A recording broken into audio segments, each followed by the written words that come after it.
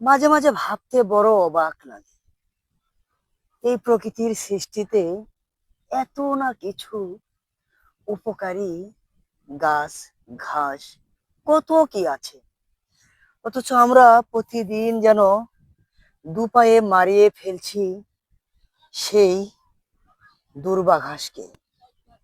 সে যেন বলছে, প্রতিদিনের মারায় আমি মরি না, আমি পথের পথিকের পায়ের তলায় পিষে যাই না, আমি যেন জ্যোৎস্না ভরা শিশির ভেজা রাতে আবার তাজা হয়ে যাই। আমি মরবো না, আমার মরণ নেই, আমি যে মানব জাতির উপকার করে থাকি, তাই তো আমি তিল তিল করে বেঁচে থাকার চেষ্টা করি। যারা আমাকে দু পায়ে মারিতেছে, তারাই পরের দিনে আমাকে সংগ্রহ করিতেছে। আসলে বড় অবাক লাগে যে আসলে এই দুর্বা ঘাস মানুষের কত না উপকারে আসে। এই মিলমিলি বাতাসে দোলায় দুলছে যেন ঝিলমিলি করে। এই দুর্বা ঘাসের প্রত্যেকটি কণায় কণায় উপকার লুকিয়ে আছে মানুষের।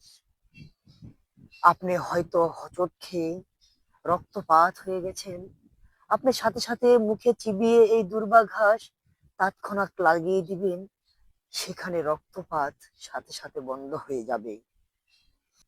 আমরা মানুষ যেন উপকার পেয়েও ভুলে চলে যাই।